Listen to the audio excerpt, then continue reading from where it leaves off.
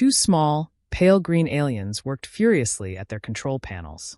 One of them got off the cockpit chair and climbed into the recess behind the panel. Now he calls under the control panel. There was a swirling sound and a low hum where there was silence. "Well done," Tyrax called.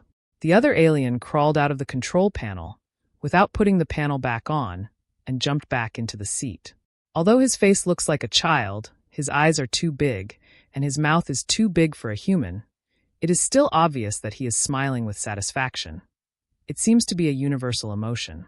HFY Tyrax. After a pause, he put his hand back.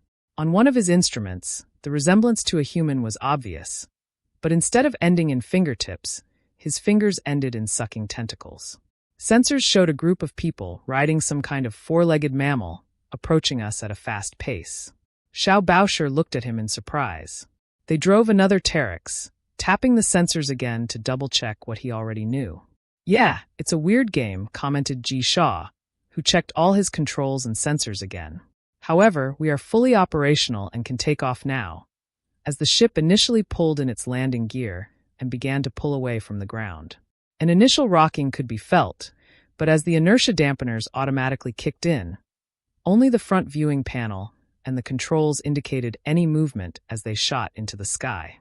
XAOT, Aki AA looked 4517, startled by the sudden violent sound of almost a dog barking behind them. When the two alien pilots turned around, they were surprised to see a human standing behind them, holding something they had learned from the little briefing they had received on the planet, a primitive weapon called the six-archer Tyrax, which had already been on the floor. Try to climb back to the control panel he has fixed, but Gremshaw sees that when people point the pistol in their direction, he is surprised to see it in front of him on the screen beam. Shaw spoke very slowly and quietly.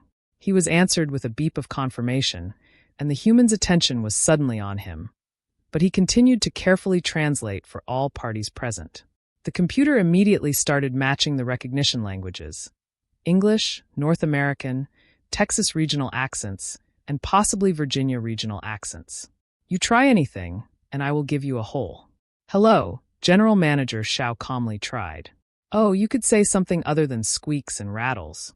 For some reason, this seemed to calm the man down, and he tipped the gun back, and like I said, this one didn't look like any hot air balloon I'd seen before. "Oh, it's not exactly a hot air balloon," Tyrax said as he got out of the control panel. "How about it afterwards?" Human beings look away from the screen. Now, as the ship rises up, it is just a blue sky. "Who are you, or what?" Grimshaw took the lead as diplomatically as possible. "Excellent. This is the space of a starship." "You mean like the space between you and me, or better yet, the space between two cities?" "Yeah," Grimshaw just agreed. "More like the space between two planets now turns on." "Moon, yes," Shaw only continued excitedly. But when he was done, he saw that he had lost the man's attention as the front monitor showed that they had now slipped out of Earth's atmosphere and could see the blackness of space. Beyond the stars and the very moon they had spoken of in the distance. "We have to bring him to Earth." Tyrax spoke softly as the human continued to stare at the screen in surprise. "We could be in big trouble if we abduct people from non-spacefaring races." "Oh," the man interrupted, the conversation drawing his attention. "You really did me a small favor. I was trapped in that canyon, and some bad men came who felt I had taken money that didn't belong to me." He stretched his hands, and now he rarely grabbed the gun between his two fingers, stating that he was honest. "At least there was no threat, but I didn't. I won justice and squares on the map instead of my guilt. I got the Joker with 2 hands in a row. We can drop you off wherever you want to go, but we have to be quick. We are also being followed by some scoundrels." The people turned their weapons against them again. "Why are these bad guys following you? They think we are spies, but we are not. We could care less about their government and global strife with ours, but they didn't believe us, so we had to hurry away. They managed to shoot our engine, so we had to stop on your planet to fix it." Shaw explained that the human lowered his gun, and after a few seconds, he put it in his holster. "What are your names?" "Shaw. Tyrax is in order. You can put me in San Francisco." Suddenly the ship was violently shaking, and the controls on the control panel began to flash quickly, accompanied by a loud beep. "We get in." Tyrax yelled before anyone else could react to the announcement. The corridor behind them suddenly lit up, and the door slammed open. 5 creatures that looked more than 6 years old immediately broke through the 5 automatic lasers, aimed at them, and were hit by streams of light and photons. But as the man's eyes refocused from the first flash, he saw the spacecraft's laser blocked by a flickering field just inches from the lizard's skin. He didn't know what a laser was, but he knew they were going to stop lizards and morals. The lizard was lifted, and people thought it was a kind of rifle, and they hit their lights with their own lights. Until all 5 automated lasers went off and the lizard started hissing. The man heard the computers beep like before, and suddenly he could understand what they were saying, to monitor this great area. Gremshaw is asking immediately, "But I am telling you that we are just delivering to our customers." He just wanted to be anonymous. The protagonist, Lizard, aborts his espionage crime, and the penalty is death. "Oh, look, I don't want to get in the way here, but unless they're prosecuted, or there's some sort of human intervention, you're caught working with known spies against this vast territory. You are both guilty. Go back and let some of his men come forward." The leader gave the order to kill them all. The larger lizard stepped forward and raised its weapon. He felt a slight resistance, like punching through an inch of water, that prevented the laser from hitting the lizard, burning around his fist but not stopping it. With the explosion of human battles, everyone on the boat was stunned for a while, and the jaw of the lizard was the jaw. The two passed through the energy research of lizards and glowing, but there was almost no resistance. Quite a few bore battles and the Civil War. The human was the first to recover from his surprise, and as he drew his revolver, he tried to kick the next lizard creature back into the one behind, but failed to topple him over his comrades. This time, the 4-bone system folded at almost 2 points, his spine broke, and he fell on the feet of people. As humans started using their left hand to wave their gun hammer, the other 3 lizards finally raised their weapons. The only visible signs of the left wheel slit work, but the shield resistance to the bullet is lower than the human fist and feet. But before the lizard fell, the human had also fanned the last 3 rounds of his weapon into each of them, so that they all hit the floor with 2 bullets in their chests. A small buzzer went off above the humans, seemingly offended by the smoke pouring from his gun. His jaws still open in amazement, Tyrax reached behind him and pushed a hidden button on the control panel, and the boarding alarm and the smoke detector buzzer both went silent. "What is your name?" Gremshaw asked, still staring at the dead lizard creatures. John Hershel, the human, said as he calmly opened his revolver, let the casings hit the floor, and began to reload it off his belt. "Well, John Hershel, the galaxy has a tougher race than the Roarers, but is generally considered to be in the top 10. I'd say they just got shot down," John said, looking down his barrel before closing the cylinder, not wanting to interrupt the Tyrax slide. A quick comment on the conversation. "It looks like they used us to disrupt the atmosphere to sneak up on us. There were no other ships around, John Hershel. You mentioned the gold rush earlier. I understand gold is used as currency on your planet." Gremshaw asked, and JN turned and gave him his full attention. "You all mean money." "Yes, gold is not unknown to us. It is by no means considered cheap, but it is readily available for circuit repairs, etc." Gremshaw nodded to the Tyrax, who immediately understood, got up, and opened the panel on the wall. Gremshaw continued, "If you will agree to come with us and protect us for about 4 weeks after Earth time, we will agree to give you 3 of these tyrannosaurs, which, when he catches them, will immediately throw him a tight rope." John knew from the scene and the scales that it was about 3 pounds of gold, but he couldn't figure out why it was needed to fix the circus, but he realized that it didn't matter right now. His first thought was how many people had died trying to get to the gold fields without seeing an ounce of gold, and now he was being offered enough to make him rich, but John had another idea. These little creatures could be aliens with smart equipment. His people had never thought, but he realized that some things were versatile, like a ball. 10 of these ions resisted, so Gremshaw immediately shot, "And you have to pay for everything on the trip and get rid of where I want when we are done." After he said all this, he smiled and knocked his hand out. Gremshaw looked at Tyrax to make sure he agreed, and he saw them waking. Understanding, Gremshaw looked back at the ion and then fired his hand straight, but did not really shake when John started. Move his arm to show Gremshaw how to shake a gem. Shaw shook as he stared at the exploding jaw on the floor. Please put the dead alien back in their ship later. Take it out for something of value and remove its AI. The three moved through the room. Again, the salary energy shields are some of the best. What kind of energy did your gun use that could penetrate their shields? When I asked if the energy wasn't the orbs, John pulled one out of the orbs on the belt and gave it to Tyrax. The hammer slams a small charge into the back, igniting the gunpowder and sending the bullet into the barrel. John thought about it. For a second, I once heard a teacher call it a projectile weapon. He lengthens each syllable for emphasis, a charge weapon. Tyrax was surprised. Surely you had them before you started? Shooting lights at each other, John asked in disbelief. Well, no, I think we know that our ancestors used stones, spears, knives, and circles, but I've never heard that the race uses explosions to project the race of another object. Tyrax thought about it and then corrected himself. Well, most races have some kind of explosive bomb, but nothing that shoots objects individually. It was just one big explosion, and a lot of things were dead or destroyed. Oh, smiled Jan grimly, we have those too. So if this is typical, John said, pointing to the spots left by the dead lizards, do you think you could give me more of these? I think I can make it easier.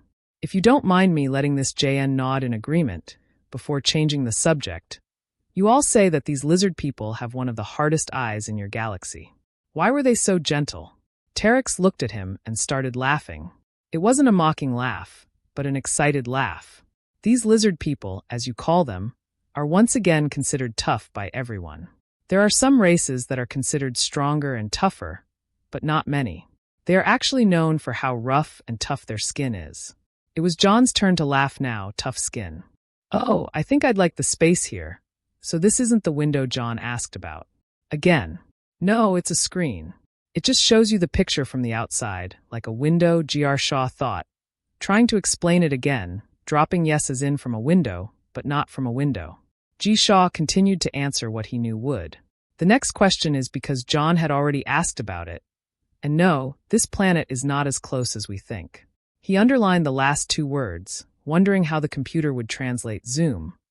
But before John could answer another question, Tyrax walked onto the bridge. Okay, John, I'll be able to make you a few dozen more ammo before the parts printer runs out of some of the materials you need. But we can pick it up at the port. Later, Janice the printer, confused, asked what Janice knew about the printing press, and how the printing press places all the letters in their places, and then prints them on the ink and then on the paper. But he didn't know how to make a bullet. But when Tyrax started to answer, he was tired from today's discussion with G. Shaw. It doesn't matter to JN. I thought the bullets could be improved, even with the parameters of your actual weapon, but I realized that several of your bullets had entered the roar and hit the door behind it. John nodded in understanding, remembering finding several exit wounds as they moved the lizards back to their ship, and watching as Tyrax picked up some flat and broken bullet fragments. If it wasn't a metal door, it could cause us some trouble, Tyrax continued. So after some initial testing, I stuck with the same lead metal you originally used. But that makes me worry about the damage they can do to our ships. That's not a problem, JN said. He pulled out his knife and began etching an X on one of the balls. When hunting, we do this with rifle bullets. A smaller game will cause bullets to spread faster, do more damage, and not move. As for John's thoughts, I wish I had brought my rifle. Oh, so brilliant and simple. I think your people may be far behind many of us in terms of development, but I think one day you will have a lot to offer the galaxy or threaten the galaxy. The smile on Tara's face faded for a moment before he left. I may include it in the next printing. John lifted his head from the ammunition. I mean what I heard from my ears, but I still hear the original squeal and scream. I heard when I first met you that your lips didn't actually move with the words you said. Oh yes, your game will be fun for the next 1,000 years. You're right, John. The ship translates your words into your words and vice versa. If you don't have a word in your vocabulary, it tries to find one that will suffice. Tyrax replied, seemingly genuinely pleased that John had noticed the translation on his own. John continued to watch the rounds absent-mindedly, as he considered Tyra's statement, when he suddenly found something of interest. "What is it?" "I saw several people here." John held up a round of ammo, but where the dark gray round balls would normally be, there was a shiny silvery ball. It came to a point. "Oh yeah, that was the first batch of ammo I mentioned. Do not use them on the boat," Tyrax warned, "but I think you can one day be practical. They are much harder than your lead bullets, but actually lighter, and they are designed to penetrate without saying a word." John stood up, replaced the missing ammo on his belt with the new ammo from the bag, and 6 rounds were sent from behind. Placing them in the bag with other items and replacing them with the new piercing round, John, as he watched the asteroid and its trading port approach, kept a stoic expression but was unable to be drawn in by the fascination and amusement of the words. Somehow a third seat appeared behind and next to the 2 seats where Gremshaw and Tyrax were sitting, and Jan sat there looking at the screen, which wasn't exactly a window, before they stopped and stood completely quietly. They have told John. They uninstalled some items here. As promised, Jan was surprised to see Tyrax and Greyhull. A line from the dock area to port, through a small opening in the wave field, immediately handed them over to a 6-eyed creature that Jan guessed was a laser. Evidence shows that John didn't move to hand over the weapon, and the other 2 didn't seem to notice, but as they walked through the side door, he was immediately stopped by another of the 60 aliens who appeared to be fighting one of them. At the same time, I know it did not cause any warning, but I see it clearly. Alien said that when he was close to John, he couldn't help you, but he had to touch his personal translation of what Shaw said, because he put it in the ion behind his ears. It felt warm for a moment, then stuck to it. "Sorry, mister, can I see your sidearm?" John put his hand protectively on the hilt of his revolver, but GM Shaw gave him a reassuring nod. John carefully removed it and turned it over to the alien's hilt. First, the fact that the area had several of the same laser weapons, mounted on the walls, that the grunts had destroyed on his friend's ship, didn't go unnoticed by JN. The alien looked for a moment and even pulled the trigger. But when John didn't return the hammer in his only move, the revolver did nothing. "Can you open the maintenance hatch on the weapon?" Sir John didn't quite understand what the alien meant, but he had a rough idea. He opened the cylinder with the revolver and handed it back. The alien looked at it again from different angles, then looked back at his colleagues. There wasn't even a circus involved. He winked at John 6 times and handed him the gun. "This is your toy, sir." The interior of the harbor was vast, and it was clear to John that it returned further to the asteroid than could be seen from the outside. John followed closely behind Grimshaw and Tyrax, even though he had considered them friends. He knew he was now making money for their bodyguards, and saw them as people he had to protect. He took a step behind his back and allowed his eyes to scan all the problems, as most of the race had never seen people until he won. Many curiosity, but he can quickly write them as their identity and is not too worried about them.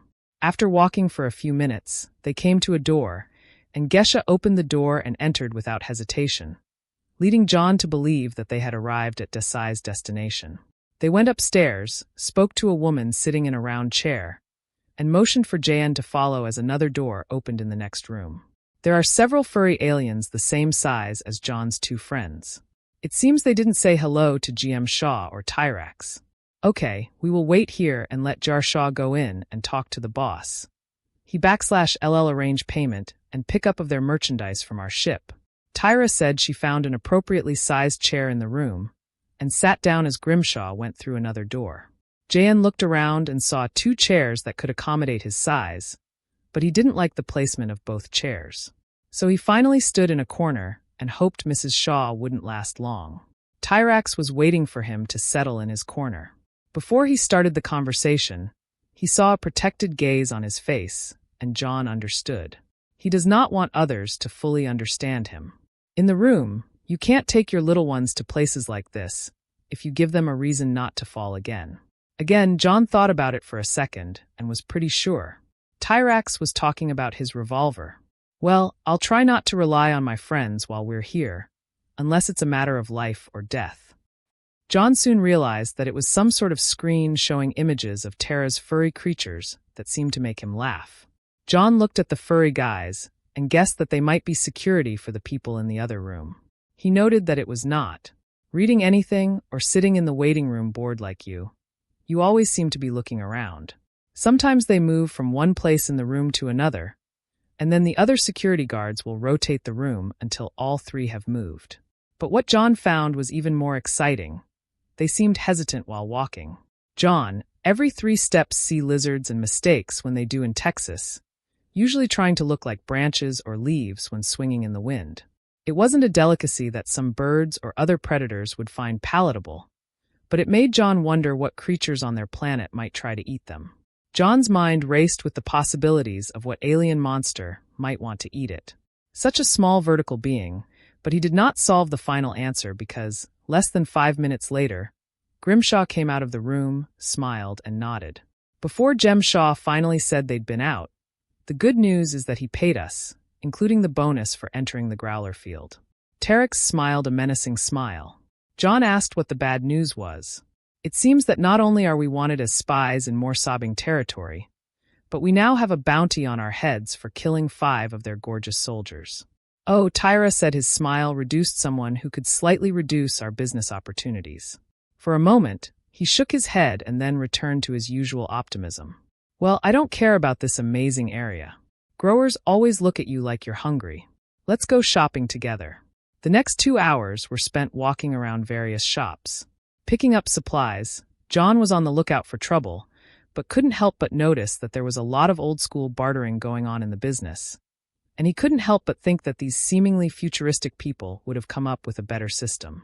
Now, among the hundreds of people walking about, John saw several grunts, but they seemed to be just other shop-goers. But when they were at their 3rd shop, JN began to think he had already seen one particular grunt after it happened again. He finally realized that there were too many aliens of all kinds here to pay attention only to what kind of alien they were, and that he would have to pay attention to what they were wearing as well.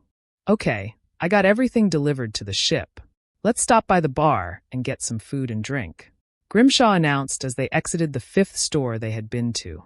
It was John's turn to smile. Jan was amazed at how much the bar reminded him of one back home as they approached the bar through 2 doors. The door opened and closed behind you by itself. Many people sat at tables and stared at them as they entered the bar. But Sean went about his business on the way to the bar when John put a gentle hand on his shoulder. Wanted now, John whispered, shaking his head. Follow me. John led them to a table near the corner. He immediately went around the table and sat facing the door, motioning for the other 2 to sit on either side of the table, so no one has their back to the door. They ordered drinks and were halfway through their meal, which John thought was delicious, when John sees the familiar growler of spades behind the door. Oh my God, we're being followed. Gremshaw and Tyrax looked around in confusion as John took a quick drink. There was no way they could buy weapons in this place. Really? John wiped his mouth with a napkin, stood up nonchalantly, and asked. No, his 2 friends replied in unison, and John walked around the table towards the bar, as if he were just another customer getting a drink. Just then, the bar's front door opened, and a snorer burst into the bar, pointing in his general direction and yelling there. They follow his instructions. For large aliens that looked like they were carved out of a dirty rock, rushed past the sniffer, and headed straight for the now panicked Grimshaw and Tyrax at John. The aliens looked like someone trying to teach a small child how to draw people without using stick figures, had then taken the voluminous contour that made it a clay figure and left it outside. John wasn't even sure where their eyes, ears, and mouths were among all the grooves in the apparent stone surface, but they clearly had a head and a neck, and as John had hoped, only the scarce Snarlar had actually seen JN, and it was only his friends who actually had a bounty on them.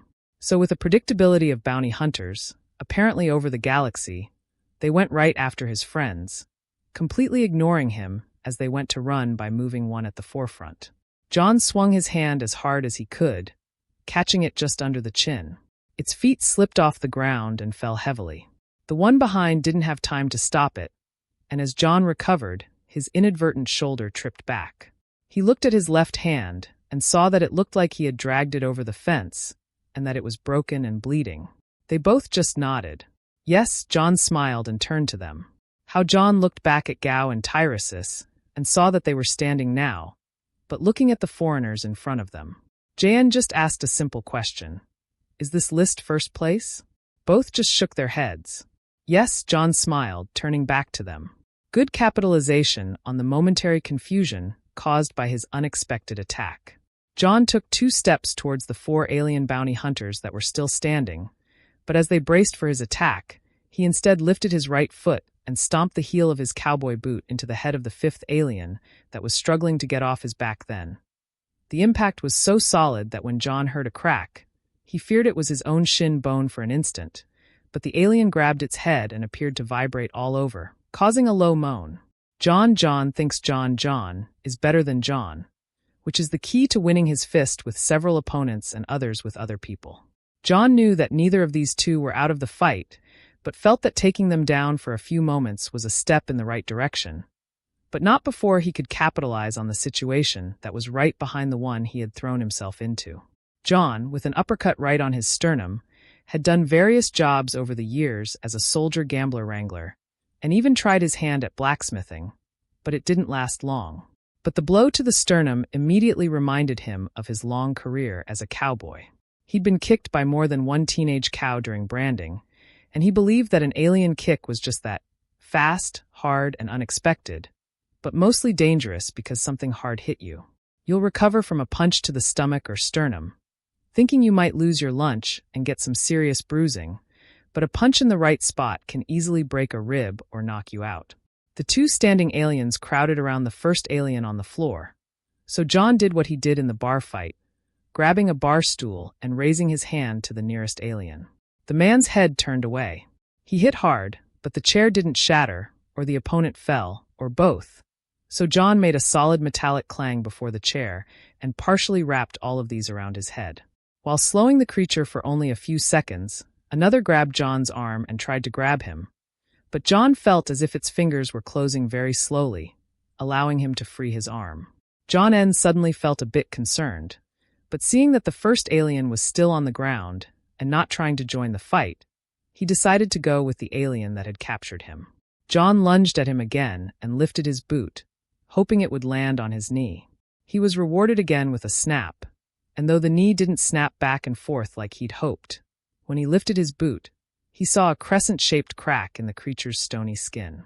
It immediately started leaking an orange liquid that John believed to be rock creature blood, and the alien fell to the ground holding his knees and started making the same vibrating wail as the other one. And that's when it really hit him. The other alien, still with feces hanging from his head, had managed to get to his side and deliver a kidney punch that took John's breath away. John reflexively arched his back, then countered with a roundhouse kick, which he managed to change to an open hand at the last second, sending the alien away. Several steps later, John leaned on the bar and tried to work through the pain, but the alien recovered its footing in a matter of seconds and rushed to him again. John was hurt and acted like he was in a lot of pain, not paying attention to anything else he thought would be easy to do in this situation, just letting his opponent jump on top of him at the last second like an alien using his ultimate. Lunging John Sid leaned against the bar, grabbed the chair that was already hanging over the alien's head, and used it to slam the charging alien's head right into the top of the bar, John thumping hard. He wasn't sure what the rod was made of and feared it might break, but when he pulled back the chair and used it to lift the alien's head, he didn't even see any signs of wear. John felt blood spurt from his nose. It would have stopped a weaker man, but John understood the fate of the game and knew he couldn't help it. He hit the creature twice more on the head, then stopped and raised its head. The creature fell to the floor with a loud thud, but without making any other noise or pausing to consider what it would mean if he killed the alien John, he turned and drew his Colt, but reversed it, holding the gun, his hand ready to pistol whip either of the last 2 opponents. The room was empty except for a couple of unrelated aliens, huddled on a bench, John, and 3 aliens at his feet. John breathed a sigh of relief until he noticed that Gems, Shore, and Tara were also gone. As John closed the door, he heard the automatic door at the front of the bar hiss. Say a swear word.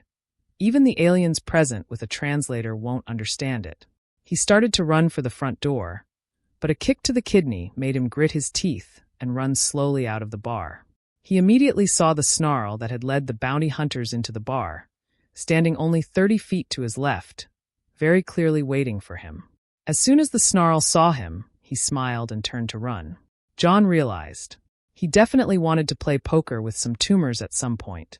So he turned right and started running as fast as his damaged kidneys would allow. Now, with his comfort, he is running in the right direction. John ran around the market stalls and shops, looking for any sign of the rock, like an alien or one of his little green friends.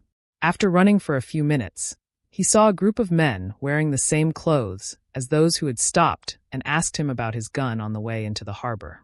John said walked into a nearby store and watched as the men dispersed and continued walking in his direction. But apparently looking for someone among the shoppers, John turned around and was surprised for the second time that day. The seat wasn't the finely polished wood he was used to seeing, but a shiny black material, but John knew a bench when he saw one. In the small room, they all stood facing a small stage that had a podium and some sort of giant backlit symbol.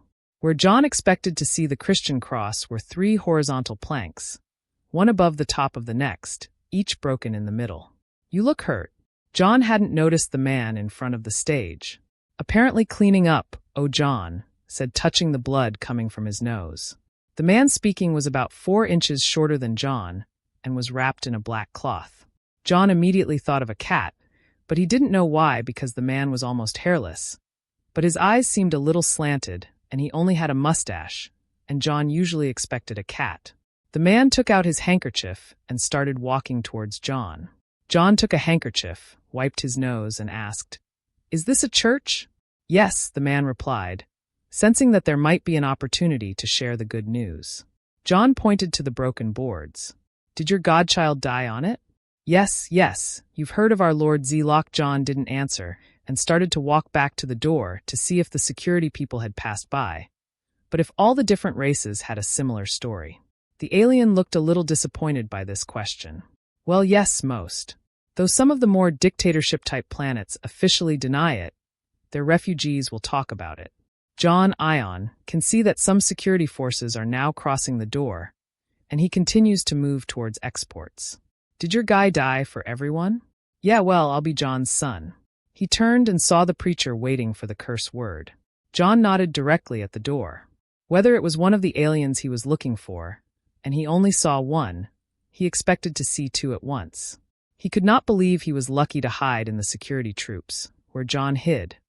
If here and hunting is illegal, or just this fight would give them more, how alarming, he could end his thoughts.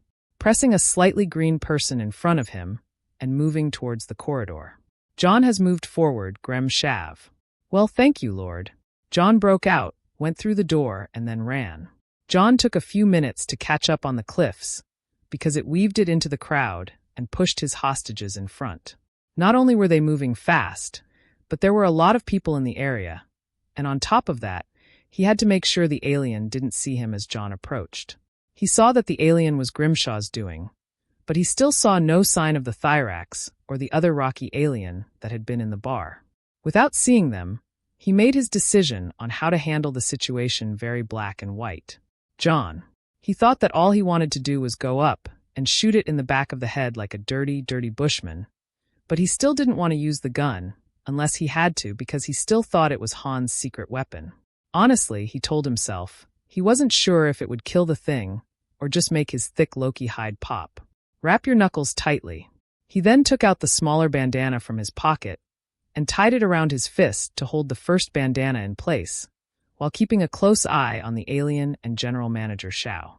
After completing this operation, he waited for GM Shaw to lead foreigners, just as foreigners would get him, and then was accused of shouting Gremshaw for the last time. Secondly, the warning is enough to get Bounty Hunter to rotate around John, hoping to catch him from behind, but hit him at the waist and both fell. A short thorn, but John aliens, 2 fighting for each other's weapons. After a few seconds of wrestling on the ground, John reached out and stretched his hand out. The creature on his left wrist grabbed his left hand and held it. Alien's original reaction was to try to break the grip with another hand, which brought John closer to his needs. He started punching the stone creature over and over again. He swung through the hood, hitting the stone creature in the face. It felt like he was punching a wall, and the creature continued to fight back. But after about 30 seconds, John continued relentlessly. Beat him. He felt the alien stop struggling, but just to be sure, he grabbed the sides of his head, tilted it back, and then lunged forward quickly, slamming the back of the alien's head into the hard floor. John, when he momentarily noticed a crowd gathering around them, he let go and began to stand. John could do nothing but stand there. The kidney is still evil from the earlier jaw, propelled by blood drips from his bandana-wrapped hand on the foreigner at his feet. They /V. I have never seen a Kracktowl lose a physical fight to anyone, but another crack GM Shaw said it clearly, in a little bit of awe. This will be all across the Telegraph by tonight. John nodded in understanding and relaxed into a defensive position. He had taken someone's thyroid gland. They took us to the pier to board the ship because we were separated and hiding from security. General Manager Shao came back to reality and said, "We have to go find him." General Shaw called over his shoulder as John took off running, took a deep breath, flexed his fingers, making sure he was hurt, but not sure if something was broken, and started chasing after Gemma. John started to know some shops. When he heard his back screaming to let them stop the ions, he had already seen how they were coming and not stopping. Jan began to wonder how many people were represented on this crazy rock, and as Jan continued to run and the crowd began to thin, he looked back again to see security closing in around them. John was worried. They wanted to catch up with them before they reached the ship and considered picking up Mr. Show, but he was afraid between his hands and his kidneys. He can leave him, and then they will be worse than they are now. The gate end is made up of a long corridor that corresponds to the entrance, but unlike the entrance, there is no scanner or safe ion control. Ion has reached the actual space. "What are you doing?"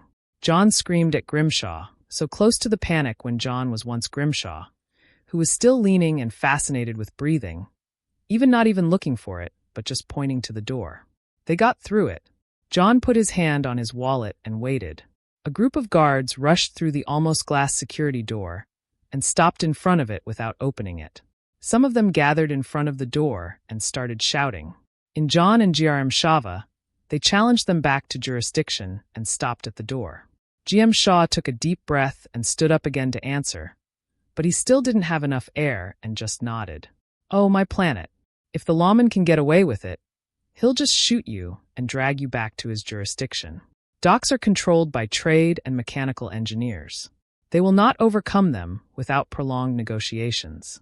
GM Shaw said he finally got his breath back. "We still need to find the thyroid gland. I may be able to do this with the machinery we have." Approaching their ship, they began to run, passing the many ships in the giant's open bay. 3 rifts erupted in front of them. Lord Shaw cried out in fear and jumped 2 meters to the side. But this time John drew his revolver without hesitation, fired the first round from his hip, then raised the rest of the shots, waving and hammering with his left hand. With his left hand to fire 2 more times, John saw the familiar flash and flash as the bullets went right past their light shields, but was surprised at the end result. Instead of going straight through their bodies, the bullets hit their shells, flattening and splitting, but not before their hides split open like crushed ice under a hammer, all 3 cracks falling to the floor and starting to make that weird vibrating moan. They dropped. John had strapped the hammer back on and considered putting another bullet into each of them, but decided they must be out of the fight before he could drop the hammer. He felt something hit his broken knuckles, sending a wave of pain shooting up his arm. He lowered his gun and reflexively grabbed his injured hand as Howler jumped past him, rolling on the ground and coming to point John's weapon at him. It hissed loudly, which John's translator just processed as soft and calm. "Haha," and then Growler pulled the trigger. Then his brain processed it. What he saw was carried away by a growl. Trigger, used to the recoilless action of his laser pistol, was unprepared for the blow from John's pistol. Not only does the bullet shoot very high, but the recoil force of the gun is also very high. It looks like Growler shot himself in the face with a gun. As John bent down to pick up his revolver, Growler fell to the pavement in front of them, unconscious. He heard the sound of a spaceship taking off. "No, no, no." General Manager Shao began to shout in frustration. "What did John ask?" confused. "This is our ship. He pointed to a spaceship that broke through the crumbling shields in front of the port and flew off into space. John just wanted to say no, as he realized they might never see his friends or his home again. Can we follow them? We need a boat. I have no convenience. GM Shaw replied that for the first time it was short with John, but I know who might form both Ion and Grimshaw. Turned to look at Snarlar, who had just woke up on Earth. What Snarlar said was surprised to still be alive, but to see two very angry aliens looking at one between snarling, who destroyed his face and apparently tore the tendon in the right hand, making it almost useless and very painful everything. Starting with the gun, John had no problem with literally encouraging him to show him his ship. The ship itself was smaller than Gremshaw and Tyrax's ship, with a narrower cabin than a bridge. John secured the growler to the floor in front of the only chair and stood behind General Manager Shaw, and they took off from the harbor without a hitch. So you can track your ship? John asked, trying to understand what GM Shaw was explaining. Yeah, unless that blast was a security cracker, a bounty hunter, and a pilot. But that's hardly a security cracker, John asked, now really confused about security crackers. I didn't say, of course, biscuit. I said yes, biscuit. Gremshaw looked back and saw that John was still asking questions. Look, you hear the sound of security fireworks again, isn't it? Is there nothing in your soil? However, of course, we have machines. You should check out the train, our John answered. Well, I didn't say car, but let's stick with it. Just like he said, you put something on the train and say where you are always. A really smart person knows that if they know how to get into a train engine, they can turn it off. But just because you know how to drive a train, even if you are a professional train driver. I understand. I think JN said he had a general idea. Of course, outstanding engineers like Tyrax can bypass the circus that gives fuel and closes it, but I think he knows if he has done it and is dead. So I hope he either doesn't know the gap, or he is our engineer, or Tyrax will create his own circus. It doesn't matter if you know what John said. General Manager Shaw, who had given up trying to figure out how a spaceship could fly with a circus, looked at him and began to ask why he was talking about a circus, but a beep on the board excited Grimshaw. John asked worriedly how far they were. They had a great start, but they weren't quite where I thought they would be. Shaw said as he studied the diagram that appeared on the screen in front of them. So they weren't going to the Growler homeland to claim a gift that John didn't ask for, but it looked like they were going to their territory. But I don't know why they go there. It looks like they're heading to the OK Nebula, but there's nothing there. G. Shaw said it's a bit confusing. John looked at the fanatic people lying on the floor and lifted his feet at the roaring hand. I heard we have a munitions factory in the fog. It is called the base of the Orion Chalk. Trap couldn't get the words out fast enough. John looked at Grimshaw with a satisfied smile, but received none in return. That's bad, John. That's really bad. Why? We can be behind them. My boat is faster than this old jalapeno, so they get their hours before us, although their lead is small. But worse than this, Shaw stopped, finished changing course, then turned and looked. John Tyrax's parts printer contains information about your weapon. They will be able to start replicating your weapon on an industrial scale. Before we get there, John was momentarily shocked. He starts to argue that it's impossible to make a weapon that fast, but then he remembers that he's in a spaceship. But wait, John says that he must have had inspiration. He pointed to the growl on the floor. They won't, and they probably can't shoot them. General Manager Shaw nodded in agreement and turned back to the screen in front of him. It would slow them down, but they might find a solution soon, and in the meantime, I can't imagine the galaxy being filled with their friends. General Shaw, who was running around with a gun, shook his head. I don't think any coalition of other races could stand against those two races. Armed with your guns, I mean, eventually we would develop countermeasures. But by then they would have conquered so many of us to turn them back. John gave Growler a light punch on principle. I'm fine. I'm fine, Growler said to the dark, furry alien on the screen as he moved away from the human, who was only slightly injured while helping to capture the gray. Okay, everything checks out. You are ready to dock in Bay 3. The alien rose and pressed the switch in front of you, and the ship's screen returned to the outside view. Both John and GM Shaw stood up behind the snarling John, still aiming their guns at him. Well done, John. If this wasn't a trap, I probably wouldn't have killed you. You know we don't like being called Greys when you try to shoot me, Shaw said as he jammed the object down Growler's throat. Jan heard an electric zap sound, and the vodka slipped out of the chair. Jan looked at the vodka on the floor and then back to Jem Shaw, who randomly climbs back into the pilot's seat. John asked, "Did you just kill him?" "I think I am." "Okay, but I'm a little surprised that you did." What G. Shaw said in surprise, looking at the grunt on the floor. "Oh no. None. None. It was actually a pain reliever from his medicine kit. I gave him enough to knock him out. I figured we didn't want him walking around behind us." GM Shaw nudged the Snarlar, with his toe at least. "I hope it was a painkiller." The space station was a round, nebula-shaped object about the size of the steamboats John had once seen where they had landed. It felt like a front, as it was the only part of the disk that differed from what appeared to be a protected dock. One of these light detection fields had no aliens in the dock when they landed and only two other ships, one of which was GM Shaw's ship. The ship's door slid open, and a short board automatically slid out and touched the ground.